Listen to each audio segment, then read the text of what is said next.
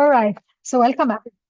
My name is Chantal Souaid. I'm a certified John Maxwell trainer, speaker, and coach. Maybe this is the first time you see me in the John Maxwell team hat. We'll be talking about the 15 invaluable laws of growth. At any point, if you have any questions, if you feel that you didn't understand any question, you can unmute yourself or just write in the chats, okay? I'll be speaking in English. If someone prefers me to speak in Arabic, English, or hybrid, I definitely don't. So just for you to know, we are here today because all of us, we were interested in the idea of laws of growth, okay? And each one of us definitely is unique. So I want to ask you with a raise of hand, because now I asked if you can introduce yourselves, and I think maybe you were shy to do that. Zena, thank you for introducing yourself. Nice meeting you. And the count of hand, like just raise hand, don't write in the chats. Who from you believes that you actually are in the place of growth where you need to be? You don't need to do anything else to grow or to become a better person. Just raise your hand if you feel you're at it, you're where you need to be, and you don't want any other support. No one? Okay. So I believe that this is very true to all of us. I think we never stop growing. If we stop growing, then we stop.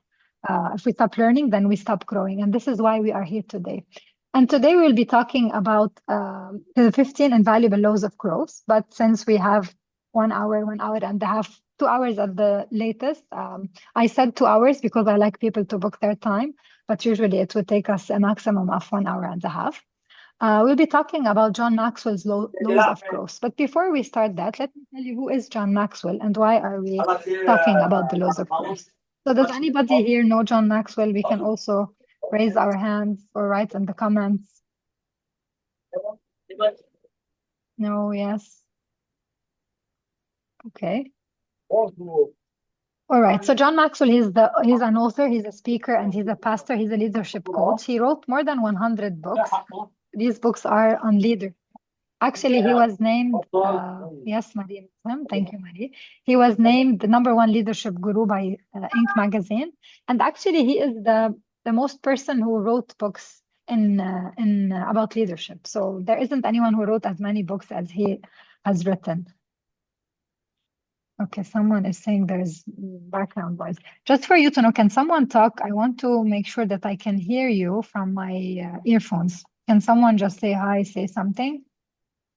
Because it seems I can't hear. I'm just talking to myself. Hi. Hello. Can you hear us? Are you talking? Yes. Hello, you hello. might Yes, say you are talking. something. We are trying to say something. Okay. So now I can hear you. And you can hear me perfectly and all is good? Yeah. Great, thank you. So John Maxwell wrote the most books about leadership. He has his company, Equip, and the Maxwell Leadership Foundation. I am a certified trainer and speaker from his team. And today we'll be talking about the 15 invaluable laws of growth. But before talking about all of them, I want you to know that since I'm very curious, I went and I wrote on Google 15 personal growth, okay? And in less than 1 minute, which is exactly 0.30 seconds, I got an answer of 2 billion. Let me get the number right.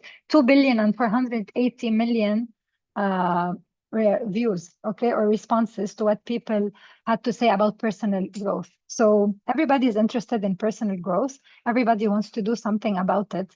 And I believe we will never attain the highest peak of personal growth that we want. This is why we keep learning, we keep striving, and we keep working to reach the full potential that we can reach. Okay, so today we will talk about 2 of the 15 laws. So in his book, The 15 Invaluable Laws of Growth, John Maxwell talks about 15 laws. So today I chose 2 laws to talk about them. They are special, and I'm sure you will all resonate to why we chose these laws. The first law is the law, and before that, I need to introduce myself. Some of you already know me, some of you don't. So it's good to see new names. I cannot see the faces, unfortunately. So I am Chantal Souaid. I am the founder of the Weekly Resolution. I'm a trainer and a speaker. I teach people on leadership and life balance. I created the Weekly Resolution Planner, which some of you already have it, and I help people achieve one dream and still maintain a life balance.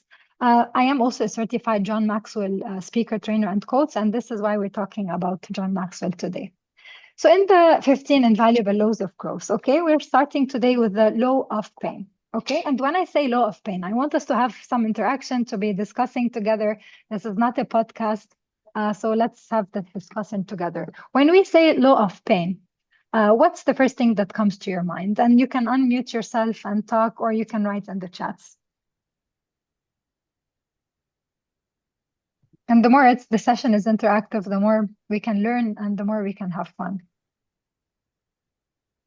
Nice meeting you, Mira. Thank you for the introduction.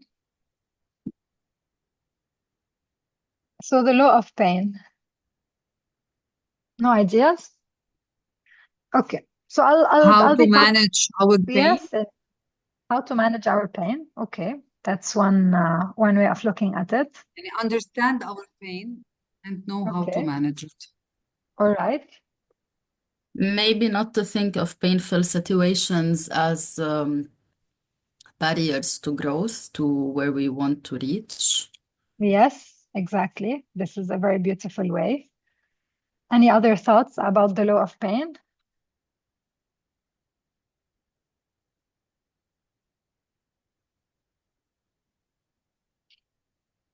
All right. So just for you to know that we will experience growing pain all our lives, and this is something that doesn't change.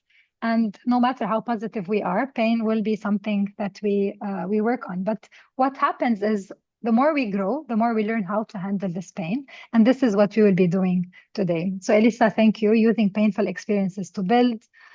Marie, sorry, you can't talk. It's okay. Just for you to know regarding construction, Marie, in my house now, we are painting the house and it happened abruptly. A decision happened yesterday and I couldn't reschedule or do anything. So that's why I'm asking you about the noise in case there's any noise.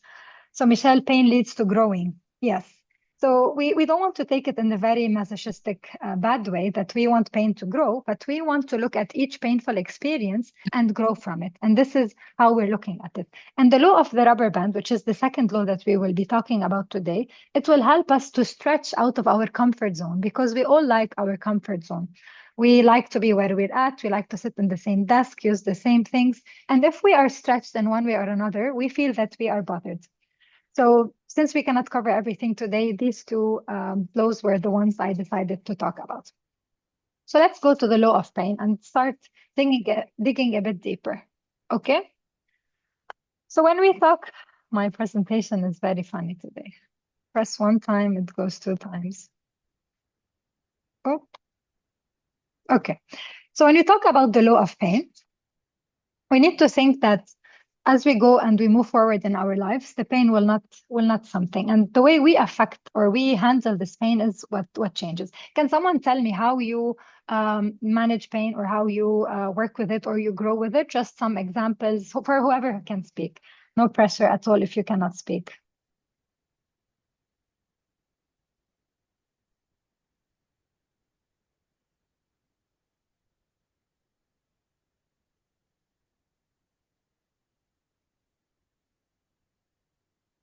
All right.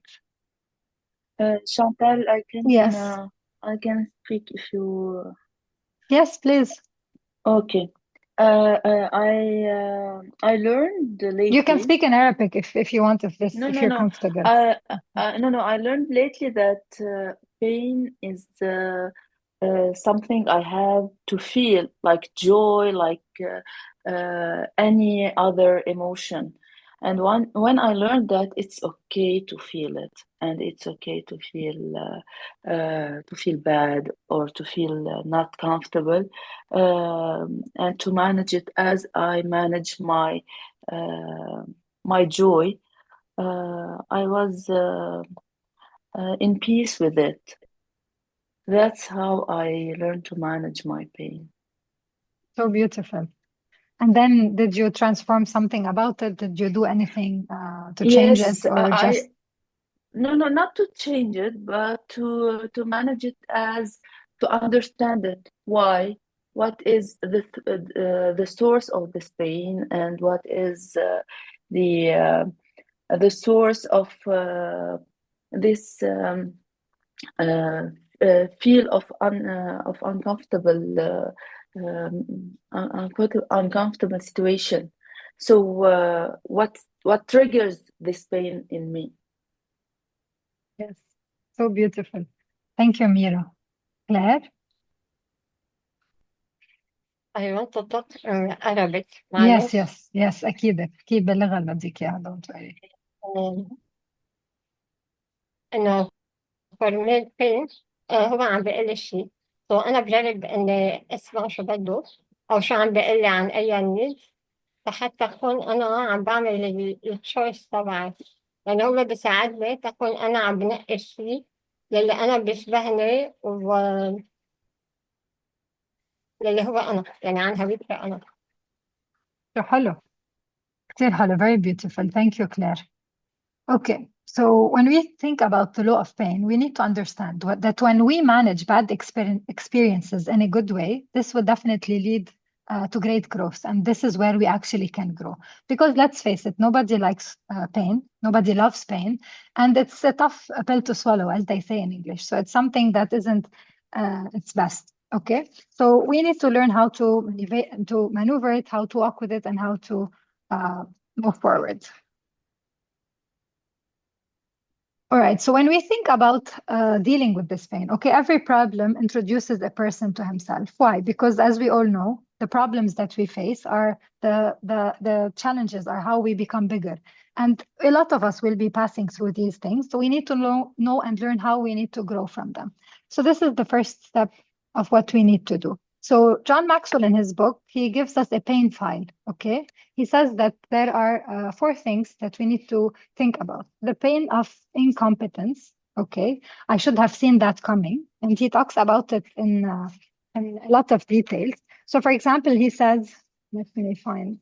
So if, for example, I am giving this training and, for example, I do something wrong or I do a mistake. So for me, what I would say I should have seen this coming. I should have noticed, for example, that I need to be speaking in English, for example, and not in Arabic. So this is one way of looking at pain. There's always the pain of financial losses. If I could only get this back. And I think in Lebanon, all of us, we know what happened with the financial losses that a lot of people have been through.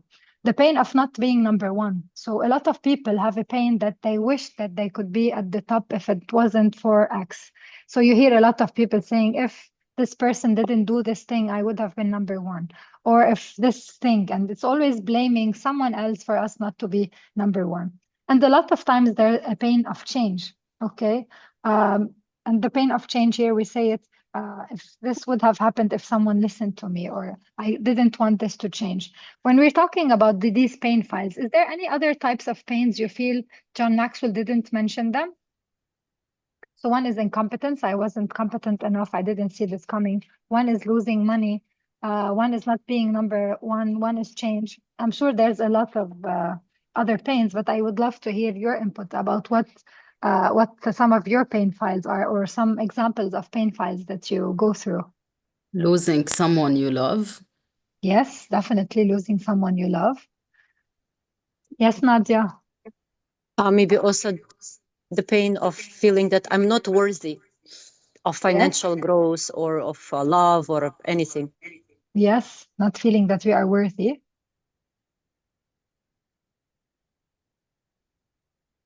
Any other pains that we feel?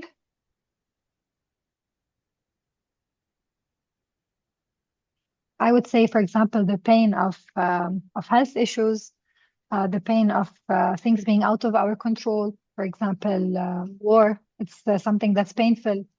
For me, for example, it might not be in my control, and this is painful. Painful to see people we love do things or hurt themselves. So there are a lot of types of pains. Okay. Let's shift and to think about how we can deal with these pains and how John Maxwell recommends we deal with them or we live them. Okay, because as we see, he likes to approach things in different ways. So first we started by learning it. So we talked about the topic, then we learned about it, then we start now to live it, and then I will tell you how we can apply it in our lives. So sometimes when problems happen, a lot of people become bitter, right? I'm sure you know that.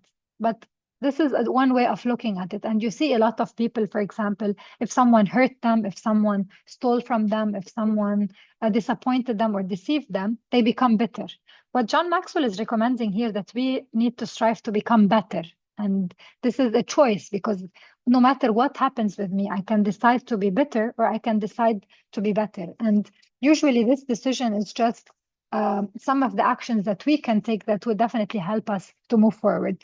And the way we need to live this, or the way we need to try to to learn and grow from this pain, he believes that there are three main points. And the first one is practice a positive life stance. And when he talks about this, he always mentions that positive lessons from every experience. So the pain is always there. We all agree. There isn't anyone in this room, at least, and in all the years of John Maxwell training and all the John Maxwell trainers training on his book and all his material, there isn't anyone who came and said there isn't any pain, because the pain is unavoidable.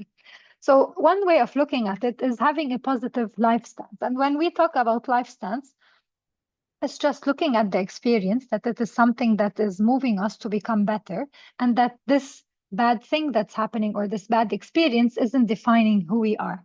And here we start moving and start thinking about how we can be creative, how we can solve this problem, or how we can come out strong enough. There's a saying that says, what doesn't kill you makes you stronger.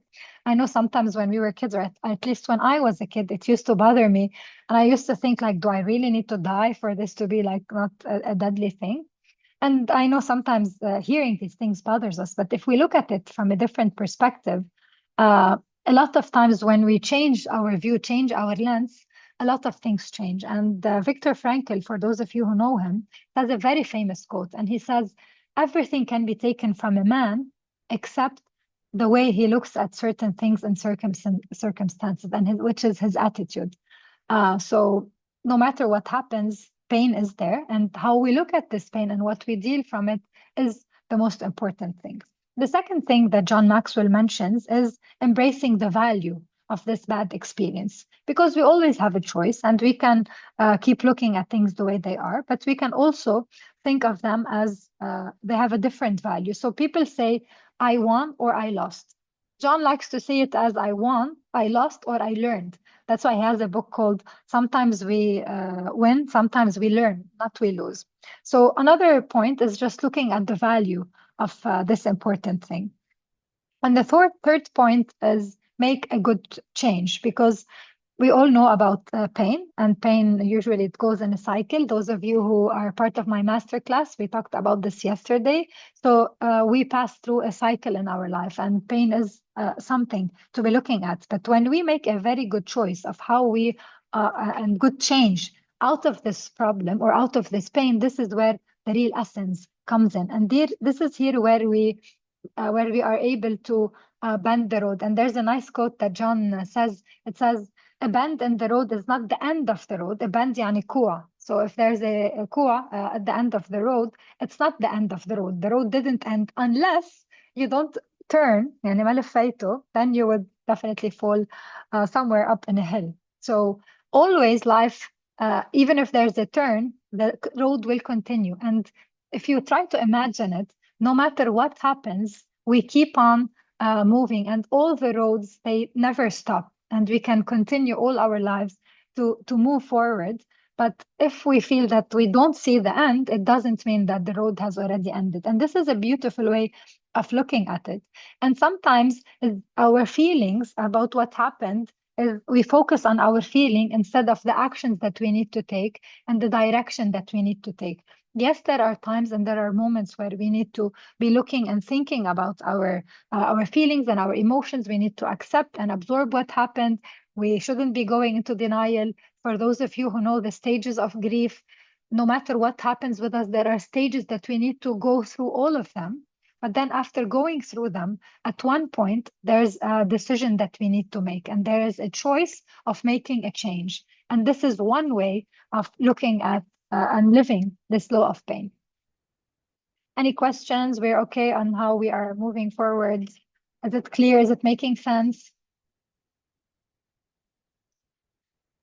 Okay, thank you, Claire. So just for you to know that the next time you feel or you have a bad experience, and this might be this afternoon for some of you, and for some of you it might be further, but always remind yourself that when things are rough, there's a change coming, and the beautiful thing, because you have decided that you want to learn from this pain and you want to transfer it.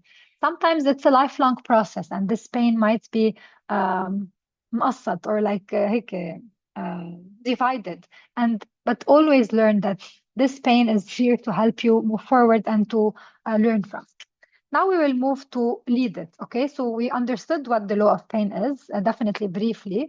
We thought about how we can live it, and now we need to learn how we can lead it. Okay, so if you were to tell me from what I said now, how can you apply this law to your life?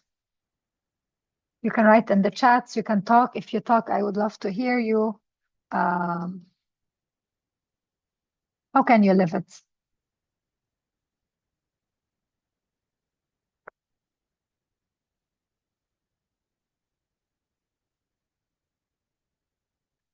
So I'll give you an example since you're a bit shy today or doing maybe something else. One example from my side would be that to take a stock and to reflect. So for example, if I were to be faced with a situation, usually what we do as people, we are always running around and trying to just solve it to react. And one way for me to apply this law to my life is to stop. And even if the stop would be for a couple of seconds and just to try to breathe, and then after this breath, I can decide what I want to do. Because even this 1 second, sometimes we don't give it to ourselves and we are so quick at taking reactions. And this is where the problem happens. So one idea for how I would like to apply this law is just stopping, breathing, and then deciding. Because sometimes this 1 second is all we need into making a better choice, into understanding, into reflecting. Okay. Now, if I hope you would like to have a bit of discussion about the law of pain. If we were to think about how do you deal with pain, and if you don't want to have the discussion, maybe this can be something that you do alone, but think about how you usually deal with pain. So, for example, if you were to face pain, would you go and sit alone in your room and you cry about it? Would you go and talk to someone about it? Would you seek help from someone? And at some point, would you try to avoid pain at all costs?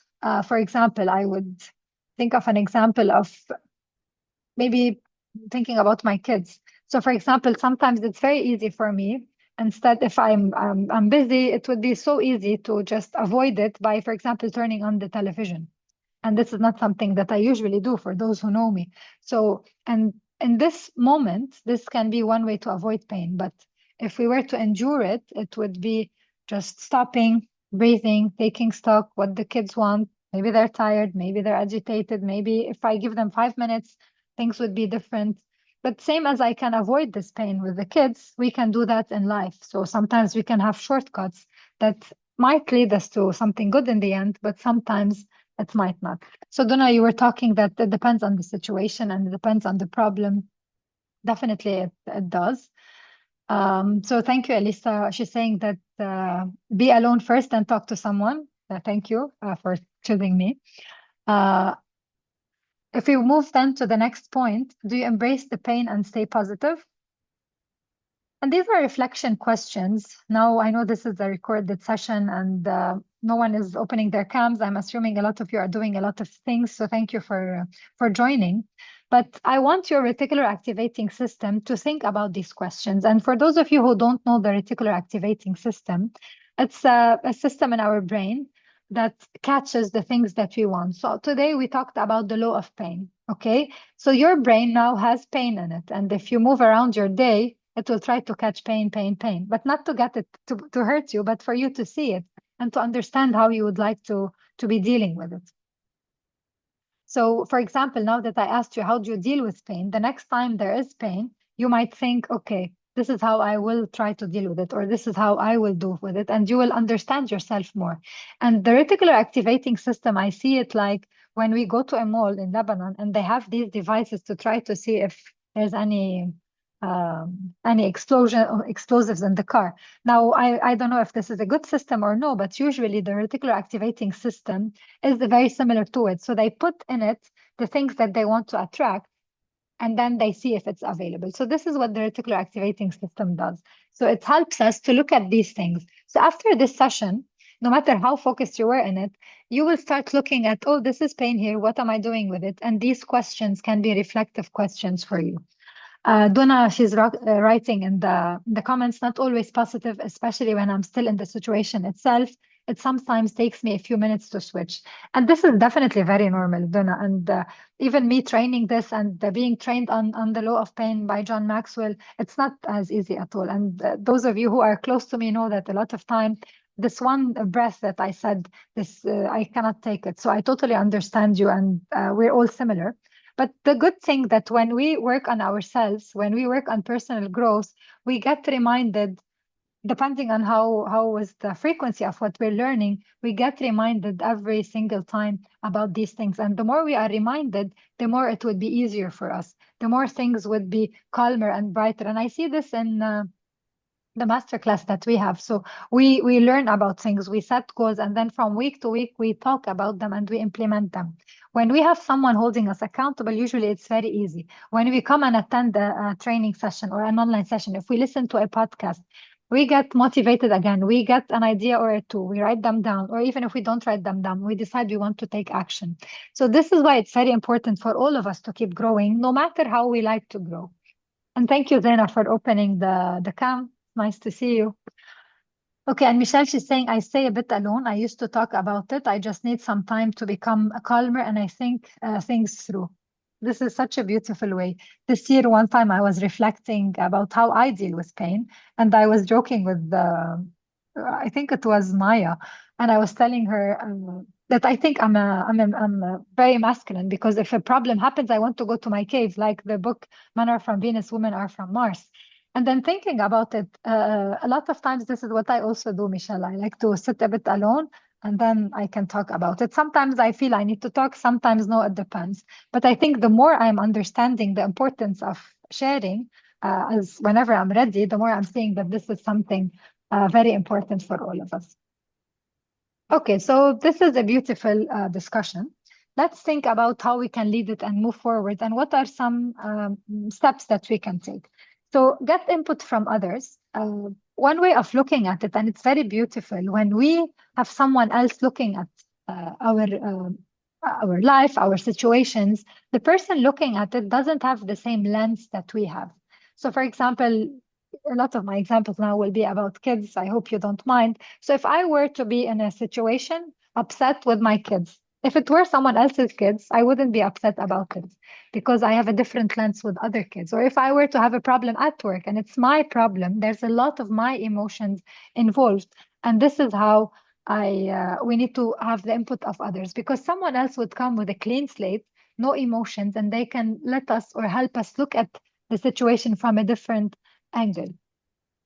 Understanding emotions. When we understand our emotions, this is one way for us to understand why I am triggered, what's happening. There's a beautiful book that Claire recommended to me, and I've recommended to a lot of you. It's called The Language of Feelings. Now I forgot the title, Claire. So in this book, it talks about all the different feelings that we feel, and I remember the anger. So it said that anger is a perceived unfairness that someone does to you. So then it made a lot of sense. So when I get angry, at least, I feel that this is a situation that's unfair. So for example, Zena, you're doing something to me that's unfair, and this is why I get angry. When they said about what they said about guilt, was that guilt is an unfair situation that you are doing upon someone.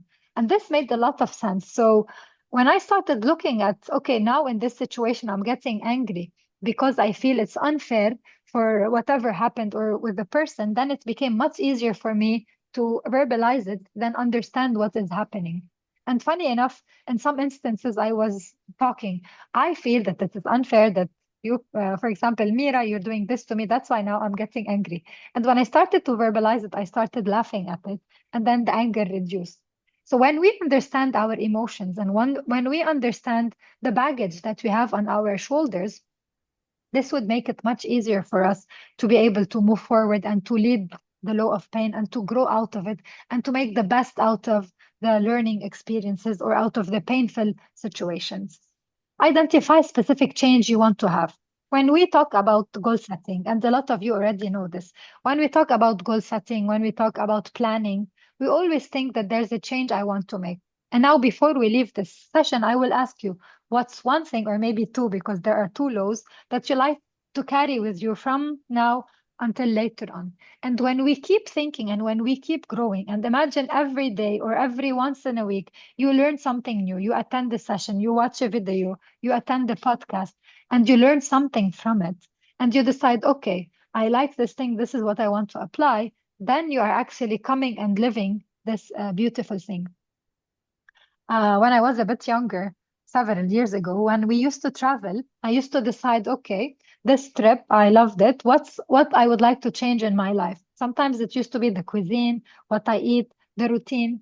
And a lot of times, some experiences, and it doesn't have to be a trip, it can be going to a retreat, attending a training, watching a movie, and then stop and reflect and decide, okay, what have this taught me, or how can I change? And this is one way for us to be applying, because in life, there's a difference between trying to bulk food or bulk information. We can learn every day, attend all the courses, all the trainings, but if we are not implementing them in our lives, then it's just dilwa, okay? And it's not beneficial. And definitely above all, and above everything else, in personal growth, we have to take action. So first we decide what we want to change and what we want to do, and then we actually go and do it. And this way, we would have taken something very painful, changed the way we're looking at it, changed the way we are seeing it, changed the angle, understood what it is, thought about how it's making us different people and who we need to become, talked about it, understood what we are feeling, decided what we need to do, and then actually took the change or took what we need to take. So now we will move to the law of the rubber band. But before we do that, any questions, any thoughts, any reflections? Oh, I see now a lot of people opened your cameras. Thank you. Hello.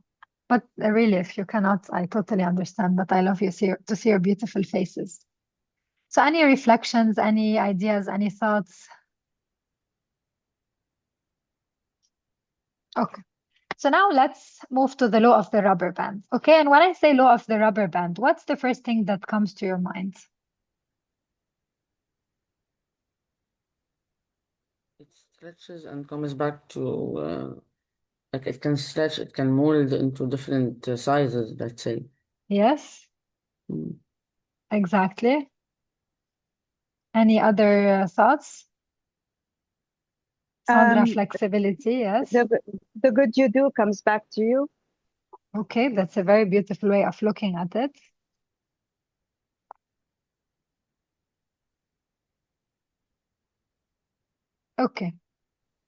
So maybe change, yes, that things change. do not remain the same, like they take several forms. Yes, definitely. So we start here by looking at growth stops when you lose the tension between where you are and where you'd like to be. And I'll repeat that because it's very beautiful. So growth stops when we lose the tension between where we are and where we could be. And when I say this quote, what does it imply to you, or what does it mean to you? Does it make you think?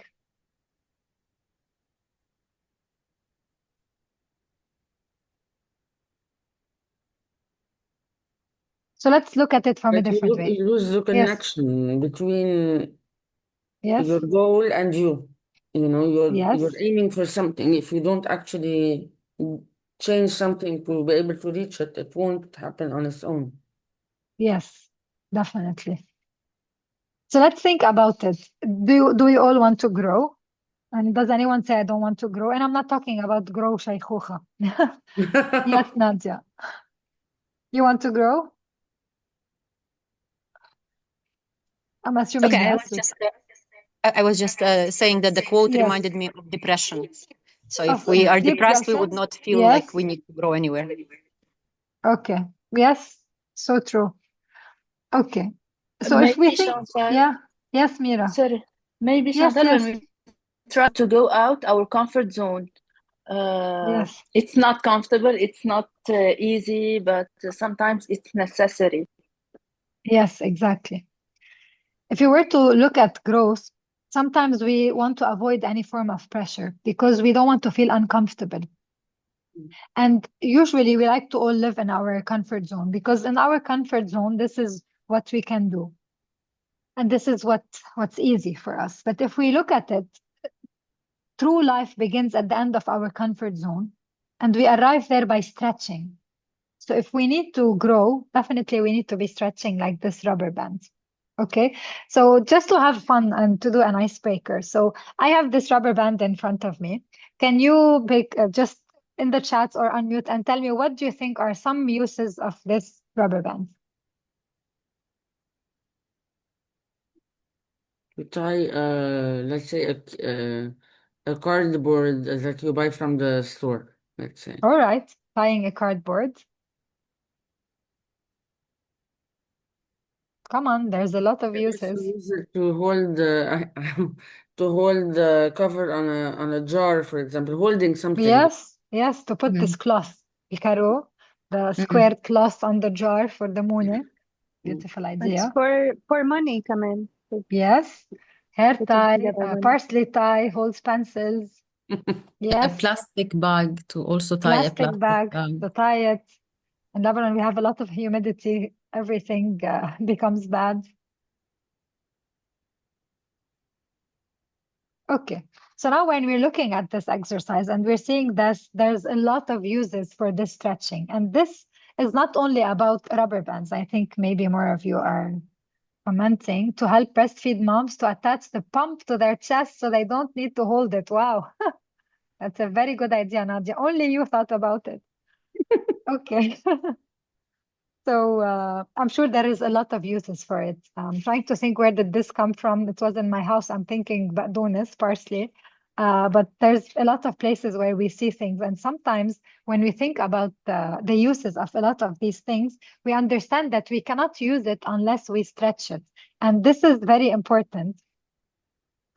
I see you, all of you laughing. So we need to understand that for us to grow in our life, we need to continue to stretch. And sometimes there's an inconvenient truth. I remember, for example, trying to talk with Elisa sometimes, and no matter how upset I am, she looks at it in a very positive way. And at some point, I would be like, Elisa, come on, stop it. But then I look at it, definitely when I'm alone, after I mess with her, I stop and I look that, yes, this situation is asking me to look at this from a different angle, from a different view, and it's asking me to stretch. Because if I'm not stretching, then I'm not learning, that I'm staying stagnant. And I think this would be so boring. If we look at our lives, if we imagine no matter what we're doing, if it's all so constant, so simple, then it would be really so boring. And as humans, there isn't anything that's stable. And I know we always keep searching for homeostasis, which is like the stability, but this is not something that we can live because life is so changing and a lot of things are always happening. So that's our introduction to the law of the rubber band. And I'm excited to talk more about it. And there's a saying here that John mentioned it, and he says that God's gift to us is our potential, and our gift to God is developing it. So we all have the potential. Potential in Arabic is الإمكانيات. فكلنا عنا الإمكانيات تنعمل الأشياء والهدية تبع الله هي الإمكانيات اللي بيعطينا إياها وهديتنا له هي إنه نطور هالإمكانيات. So we all have a lot of potential and we need to get out of our comfort zone so we can stretch both physically, emotionally, intellectually, and even spiritually for us to be able to grow out. So a lot of times we don't want to do that, but here are some benefits that John likes to mention them, that in case someone doesn't like to get out of their comfort zone, we might be convinced. And getting out of the comfort zone sometimes can be as simple as going to a new restaurant and trying a new food. It doesn't have to be something so huge, but think about it. I don't know about you, but at some points in our lives, we reach a state, if we are so tired, where we just want to do everything that we already know. We don't want to change. We don't want to go to somewhere else. What if we like the food? What if we don't like it? So this is the comfort zone. So the first law is, and the first benefit of expanding and stretching is that few people ever want to be stretched. Okay. So if we think that about if we were an employer, do you ever think that if your own boss would come and tell you, or you would tell your boss, you know, I know that I'm overqualified for this position, but I would like to shrink myself and just fit in the junior position. Did you ever think or see anyone do that? Even in the crisis now? No, because nobody, we all want to be stretched. We want to be stretched, but we don't want to just stay where we are. We sometimes feel that we don't want to be stretched. Okay, and there's a like a quote from the States. It's a percentage that 32% of people in the state have been to libraries or bookstores to see that, and it might be maybe old data or not new, but let's think about Lebanon. A lot of the people we know, they have never read a book. They don't like to read a book. I know a lot of people around me. I keep giving them books on holidays and they keep hating me about it. But a lot of people, they don't want to be stretched. They don't want to learn, to grow.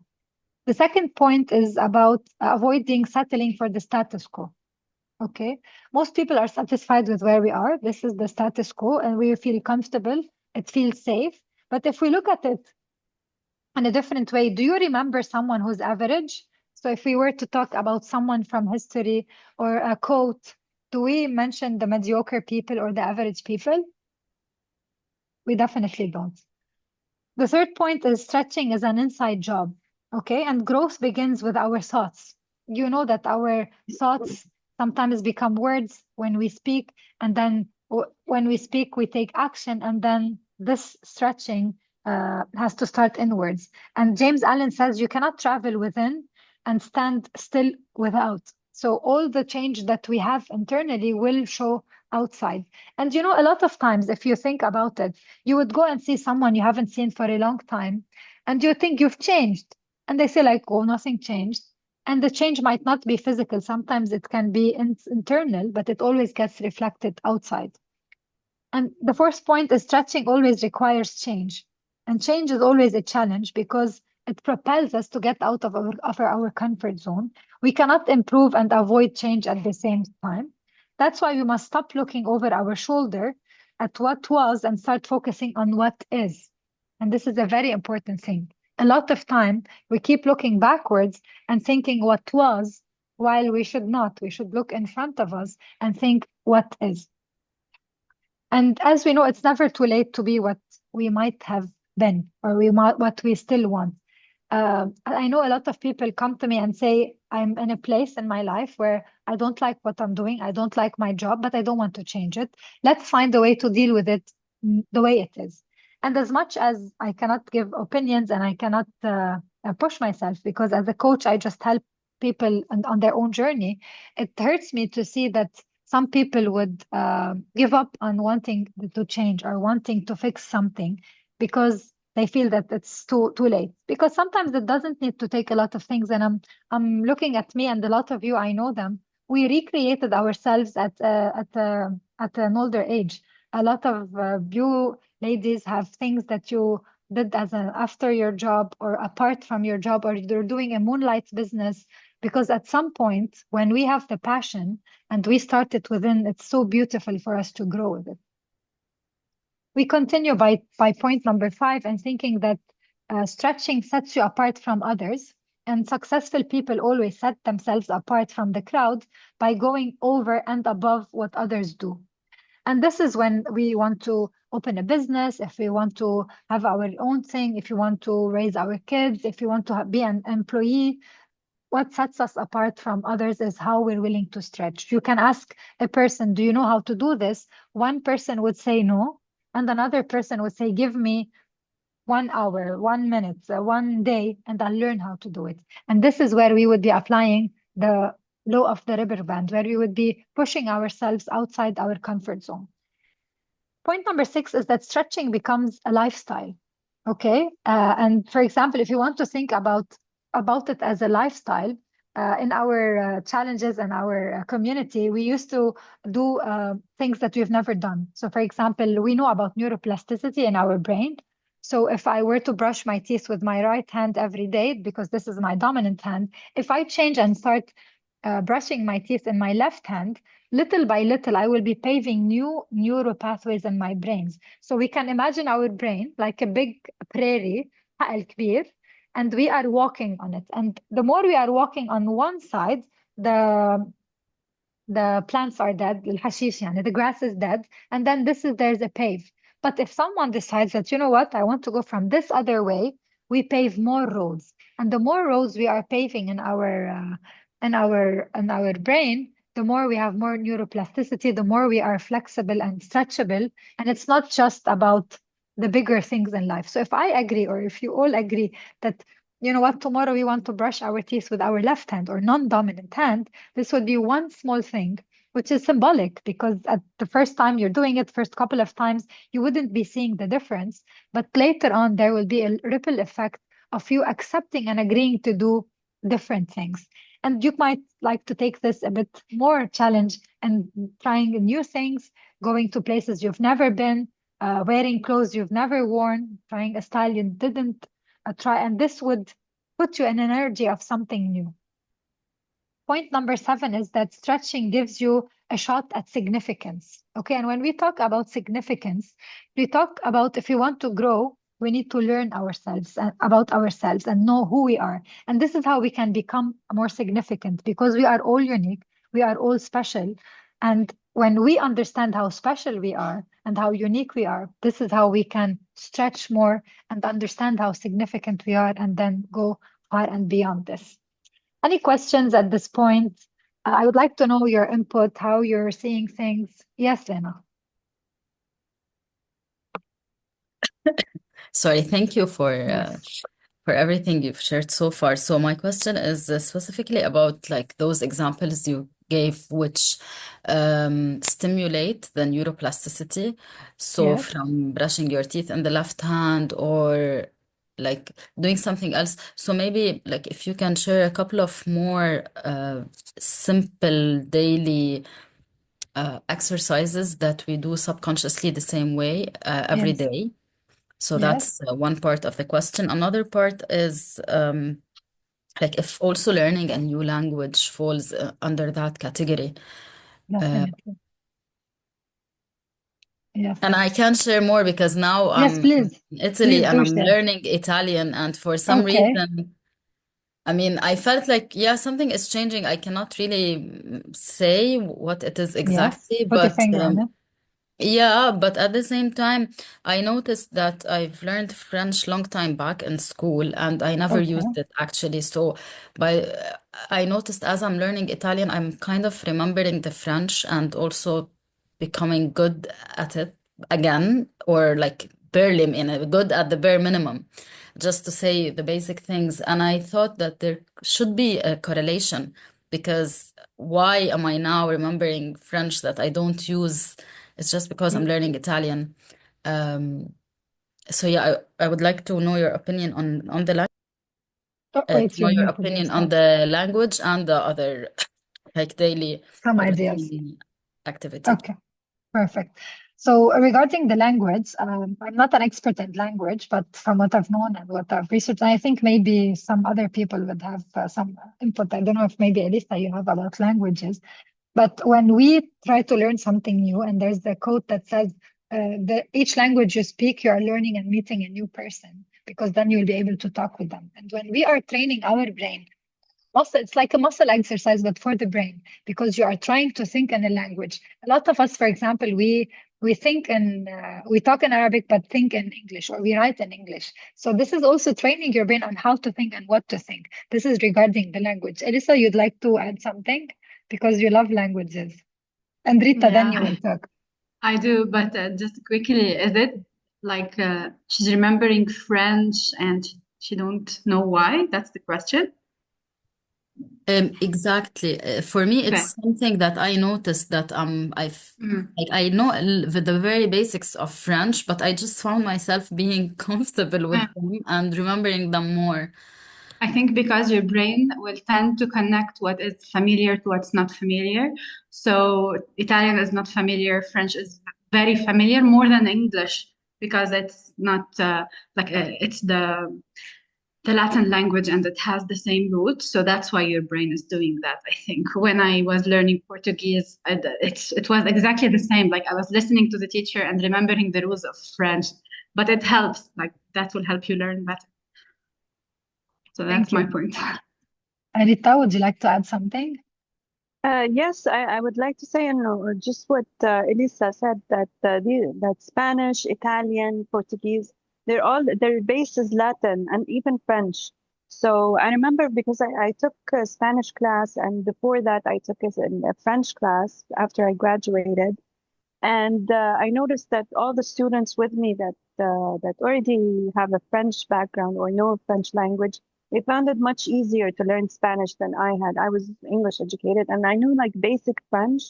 So I could correlate the Spanish and the French together with the basics. But when it became like advanced, I found it difficult. And I know that Spanish and Italian are very close together. Like they have a lot of similarities. Thank you, Yeah. Rita. Okay, so the second question is already answered. Now let's talk about the first question. And I can definitely give you a shopping list of ideas, but I think it would be more fun if we all have a discussion about it and you share with each other some of the things that you try. So brushing the teeth on one side and the non-dominant is an idea. What are some ideas that you try, that you like, that you do?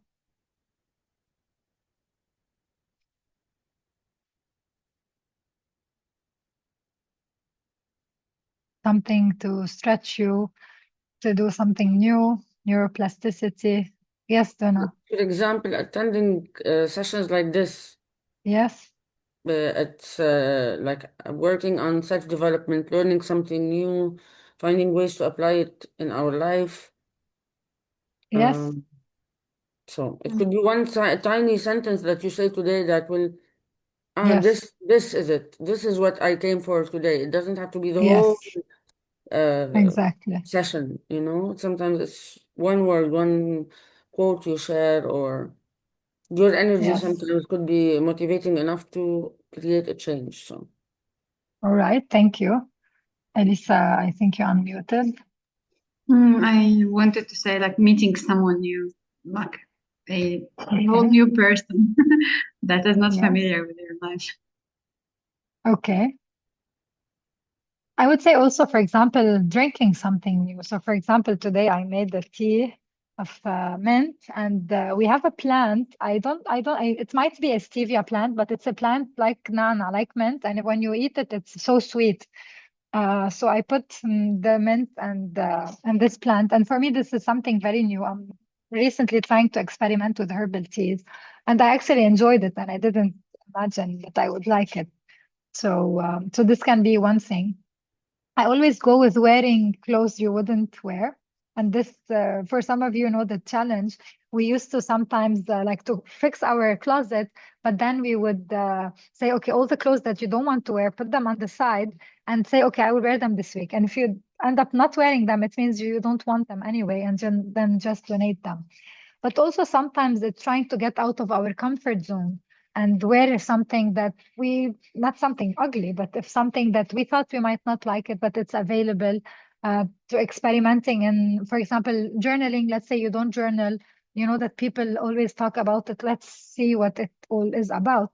But I recommend that you try it for 7 days, not just for one day, because you need the time to change and to have the rewiring happen. So it can be as simple as now deciding that you need to, since you're in Italy, not in your country, a lot of things change. So your life is different. You're doing other things. I'm assuming maybe you're studying. So just decide I want to make a routine, a morning routine or an evening routine or both, but don't start very quick. And you can start thinking about some of the things that you want to do and try it for 7 days. This is what we usually do in the weekly haven. Every single week, we decide that you want to do something. We talk about its importance, then we practice it together. All right. Any other questions? Any thoughts? I have something in the comments. Any tips on journaling? Because I really don't know what to write. Okay. So well, we're almost closing. Are we all okay with talking a bit, having some side discussions about things we like? Okay, this is perfect also for me. So journaling is among the best things that we can do. So there are different ways for us to journal. So we can journal about some situations that happened with us. Elisa, you would like this discussion. Michelle asked about journaling. So I'll share some of my inputs and then you can share them. So yours and everybody with us, if you have any thoughts, please, we'd like to hear them. So journaling can be journaling about a situation. It can be after something happened. So I did this training session with you. I can stop and when it ends and journal about my reflections. How did it go? What I learned, what I should do differently next time. Just trying to stop and be mindful and be in the present moment. Because what happens in our lives is that we're going so quick, so fast, and we're not even stopping to understand and digest. And when it's so quick, we're always repeating the same mistakes. So this can be after an event. And sometimes it can be in the event. So it can be, for example, I'll stop sharing a bit so we can see each other properly. Now I see Eliane with her beautiful daughter. So sometimes it can be inside the event. So for example, let's say I am traveling and in my travels, I decide that I want to take a moment and then reflect and see what happens. And this is where we can do this thing. And the journaling can be in different ways. So, and sometimes, for example, you can have a fight with someone, you can be sad, someone can talk to you something and it can trigger something and you would feel upset and you don't know why you're feeling upset. So journaling in this case would be like, okay, I was talking with Claire and Claire told me that I'm not organized and I got so upset. Why did I get upset? Then I'd say, because I am very organized. Why is she saying that I'm not organized? Okay, and why I'm upset that she said something that's not what I am. And we go like why and why and why. And when we keep going into why questions, this is called the root cause analysis. This is where we get to understand that I know I'm not organized, and Claire mentioned it. Then she triggered the truth in me, and I got upset. And I love root cause because when we go into the root cause, a lot of times we understand that the person in front of us who is bothering us is actually a reflection of who we are, and we're bothered by who we are. So this is one way of looking at it. I personally don't journal like today. I went to the supermarket, I came back, etc. Some people like to do that, but you can journal sometimes about situations like in the supermarket, this is what I felt, or this is what happened. And this will help you understand and comprehend. And when you are writing in a paper and pen, you're using all your senses and then you're channeling the energy and you are releasing a lot. It's same as when you're talking. So for example, if I have a problem and it's in my head, if I go and talk to Sandra about it, for example, then I would feel like I would hear myself speak it. Then I would think like, Chantal, you're absurd. You're making a fool out of yourself. It doesn't need this much. And then we verbalize it. So these are some things that now came to my mind. I don't know if, Elisa, you have any input. I know you are our teacher in journaling. Any I was thoughts? saying, yeah, teacher is a big word. So I love journaling because I use it personally in my own life when I was going through pain or pleasure or whatever. So I love to see it as a way to speaking with yourself, your higher self, your old self, your whatever self. And there's like literally so many styles. Like for Michelle, if it's something very new to you and you don't know what to do, just picture it as a way to document important things that happen on a regular day, even the days that you never leave the house and you don't do anything extraordinary in our eyes, but it's like there's always something extraordinary you will feel, you will experience or something. So to get started, maybe you want to choose 7 journaling prompts for 7 days, or if you don't do it for 7 days, in a row, you can just, whenever you want to do it, pick a journaling prompt. And usually, if you're very well connected to yourself, you will attract the exact question that you need at this exact point of your life. And just answer this question and make a promise that you will write very honestly and very bluntly and like the real and raw stuff, because no one will ever read this unless you want to. And it's really a very good practice to include in your life. There's many ways to process certain emotions, but also to document beautiful things. Like I can remember some beautiful days in my life that I journaled about. Like on my wedding day, I was journaling first thing in the morning. And now when I read it, it's like magical. It brings me back to the exact same day. So there are some moments in our day-to-day life that we will never like speak about it for everyone, take a picture or document it somehow. So it's nice to write a sentence about it, maybe. And the journaling can be 1 word, 2 words, 1 paragraph, 2 books, I don't know, depending on where you are at. And it doesn't have to be a very rigid practice. It's something that you feel you want to do and you do. But like have the intention that I have this journal, and when I feel like writing, I will go and write. Sometimes you will write for years in a row, and sometimes like every month, once in a month or something. So yeah, that's a very light tip. Thank you, Elisa. Anyone from yes, Nadia. You want to say about I'm journaling? also thinking for some of us who have a more analytical mind and do not know how to connect with emotions and how to do creative writing, um, what may be helpful is to have some kind of structure, what we want to try to write about. For example, we can do, let's say, finishing the day with finding things that we are grateful for and writing it down, something that happened today that was nice. So training our brain to actually recognize that although there will be some events and things that happen to us that are not so great during the day or they're disappointing, but if we focus on writing down, making it a focus, at least 3 things that today they worked out, they were nice, I was glad, I felt good during it. So we say, okay, I need to write 3 things. And sometimes it will open up and it will continue and we'll write more and we start appreciating. And they say, psychologically speaking, that if we finish our day with bringing our attention to positive things, it changes how our brain functions because it's the last thing we're doing before we're sleeping. So then our sleep cycles will be different and we will wake up in a different mood. We can do a similar thing in the morning if we put an alarm 5 minutes earlier to get up and write few things that we wish for the day, our aspiration. Chantal likes to say where the energy you correct me how to say Energy it right. flows Energy where flows. intention goes. Yeah. So if our attention goes there, the energy flows in that direction. So we can also use it in the morning to say, okay, I hope from today these few things will work out for me. And also there is a possibility of doing analysis of things to switch our perception at the end of the day, like let's say Chantal was explaining and the law of pain, how we're going to benefit from the pain in our life. So deriving lessons from something that wasn't enjoyable during the day is hard. But if we devote to it 10, 15 minutes at the end of the day by writing it down, what we didn't like, and then pushing ourselves to see what's the lesson I can take from it. So that we don't become bitter, we become better from what didn't work out. Maybe it was something in parenting that we did that we wish we handled differently. Maybe we lost control of ourselves, we raised our voice, or we were harsh with the child. So it's hard to look at those things. But if we switch it to what can be learned from this experience, then we release that inner tension. We feel better about ourselves.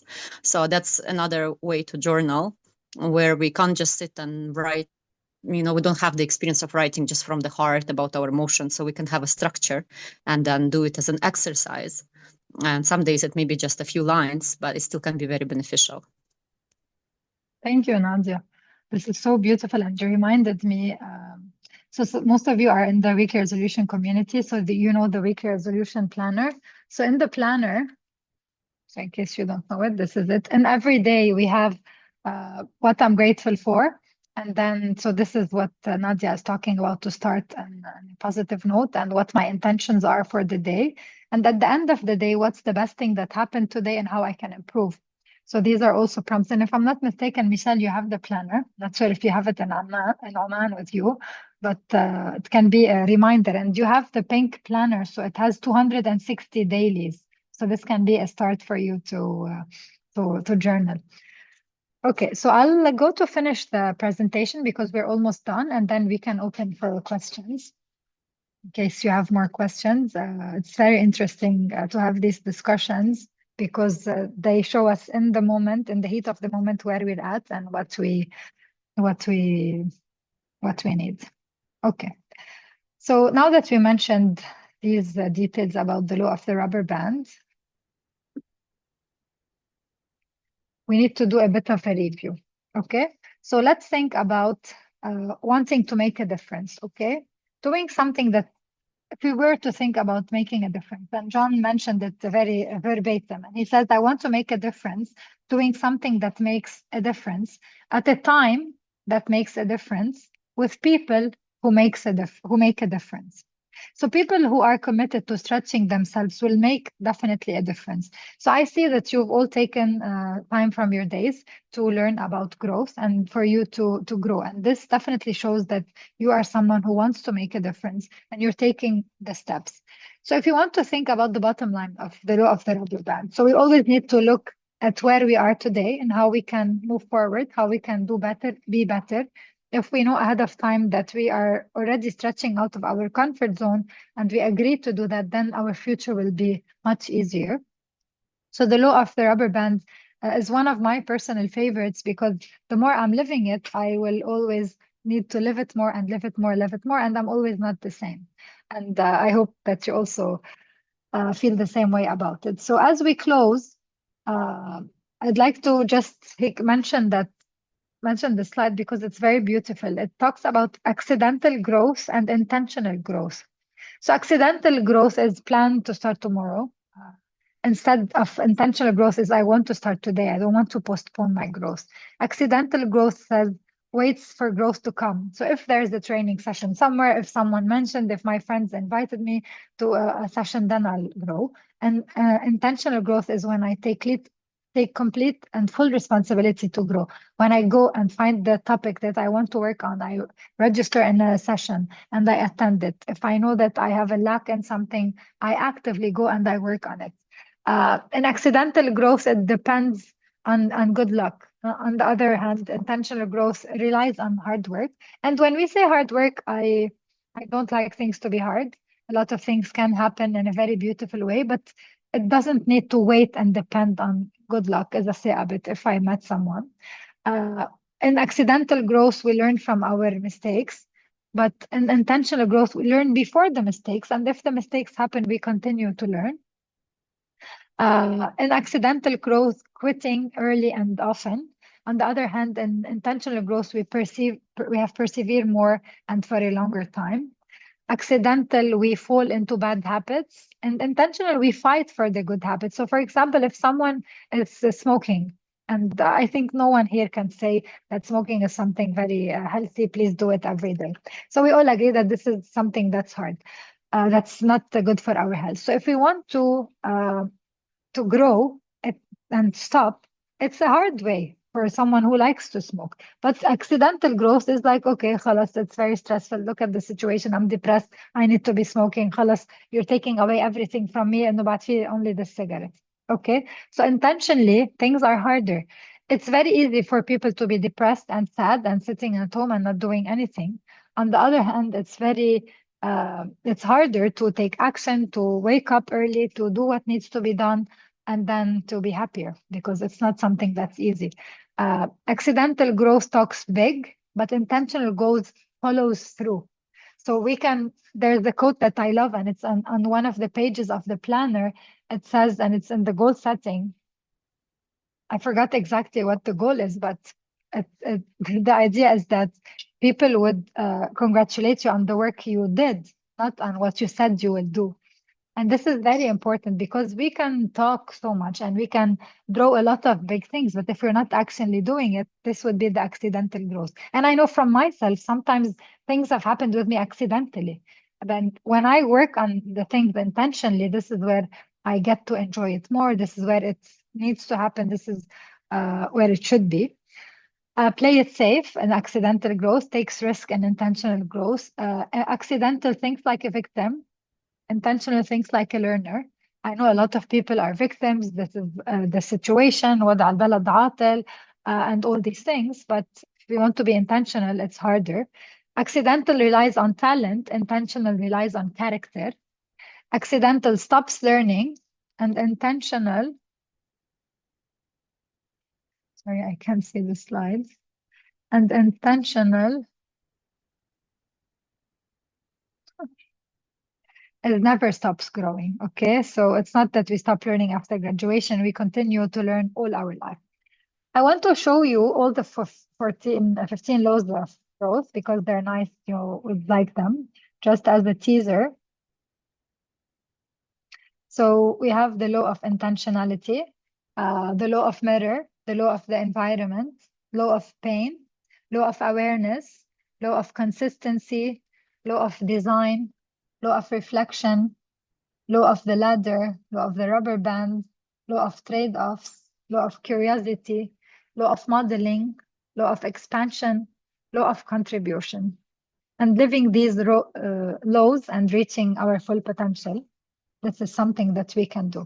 So as I'm closing, thank you for making your personal growth a priority. Thank you for changing, for being with us today. If you need any support, this is my name and phone number. But before we close, just one thing. So out of all the people, there are maybe, Zena, you came to the event of Noor. This is how I know you. You are part of our community. I joined. Yes, And okay, I you joined. think Chantal, now it feels like ages ago we met in Amethyst back in the days. I also did an internship over there around the same period where Noor was Oh my God. long time back. We Okay. didn't work together, but I remember you were Okay. part of Amethyst then. Ah, nice. Wow. Sorry for not remembering you. When I saw you, I felt that the face is familiar, but you know, in Lebanon, everybody, we feel that it's familiar, but the nice thing, and the name actually rang more of a bell.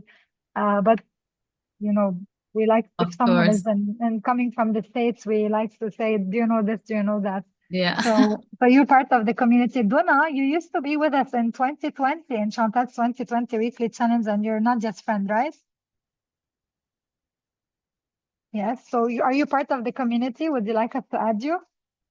I would love to be added. Okay. Yeah. And Sandra, so it's we will add you to the admin only. Don't worry, no spamming. Sandra, are you part of the community? Yesterday, did I add you or no?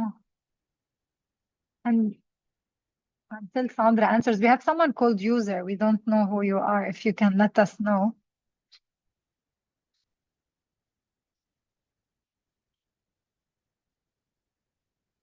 Oh, there are 5 comments in the chat. I didn't see them. Thank you. Thank you. No, I would love to add you. Okay, so I will add you, Sandra, until we wait for the user to reply to us. So just as we close, okay, just for you to know that when as we're dealing with our day-to-day situations and as we are dealing with our lives, whether it's something personal or professional, there's a lot of painful experiences that will happen. And how we deal with them, these determine who we are and how we can move forward. And we all know the quote about when life gives you a lemon, make lemonade. But before we make lemonade, and if you don't want lemonade, you can make a meringue, you can make a lemon tart, you can make a salad, you can do whatever you want. But always remember the tension between the rubber band. And remember that if there is no tension, then things are a bit different. So for me, this is it. I would like to thank you for your time. For those of you who might be interested, who like the way we're dealing with the session, how we're talking about the laws, we have a bigger part program, which is 15 weeks.